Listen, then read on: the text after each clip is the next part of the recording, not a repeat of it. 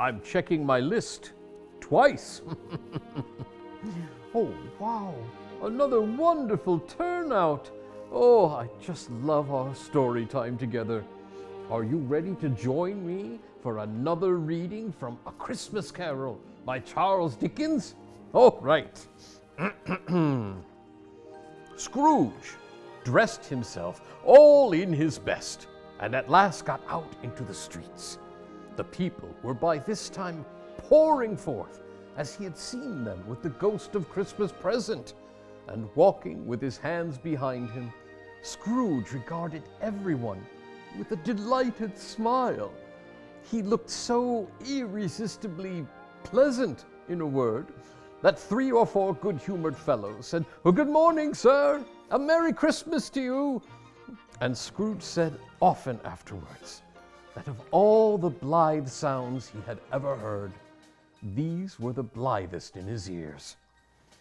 In the afternoon, he turned his steps toward his nephew's house.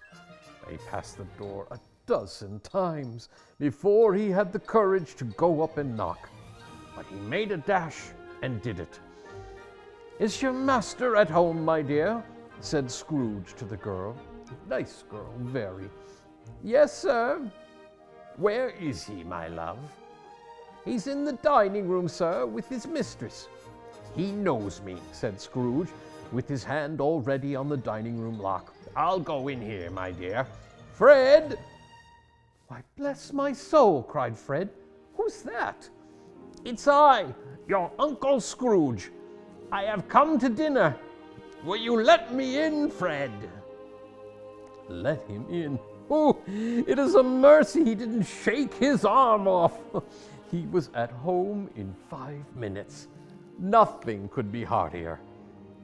Oh, wonderful party, wonderful games, wonderful unanimity, wonderful happiness.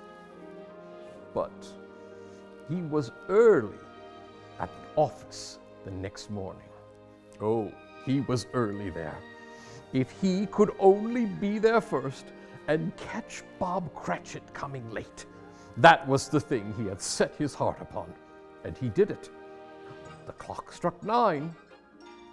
No Bob. 1/4 past. No Bob. Bob was full 18 minutes and a half behind his time. Scrooge sat with his door wide open, that he might see him come into the tank. Bob's hat was off before he opened the door, his comforter too. He was on his stool in a jiffy, driving away with his pen, as if he were trying to overtake 9 o'clock. "Hello," growled Scrooge in his accustomed voice, as near as he could feign it. "What do you mean by coming here at this time of day?" "I am very sorry, sir. I am behind my time." "You are? Yes, I think you are. Step this way, if you please." "It's only once a year, sir. It shall not be repeated. I was making rather merry yesterday, sir." "Now, I'll tell you what, my friend. I am not going to stand this sort of thing any longer. And therefore," Scrooge continued, leaping from his stool and giving Bob such a dig in the waistcoat that he staggered back into the tank again. "And therefore, I am about to raise your salary." Bob trembled and got a little nearer to the ruler.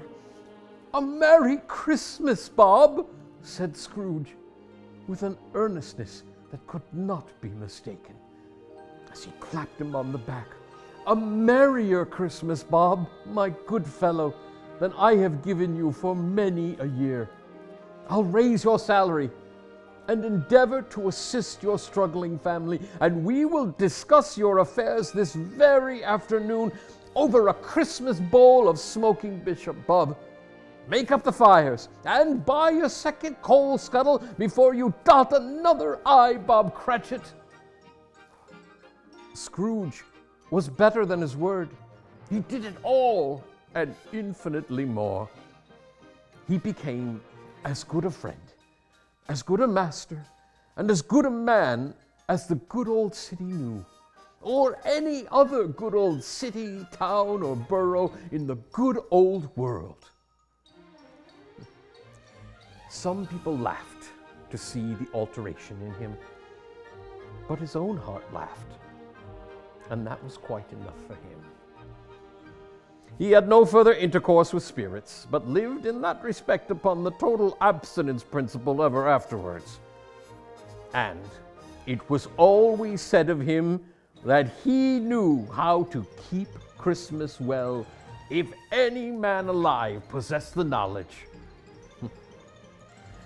May that be truly said of us, and all of us.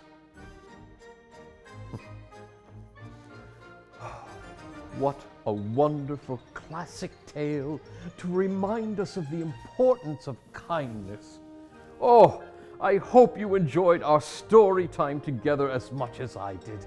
Remember, 'tis the season for goodwill. Share the holiday magic. Ho, ho, ho!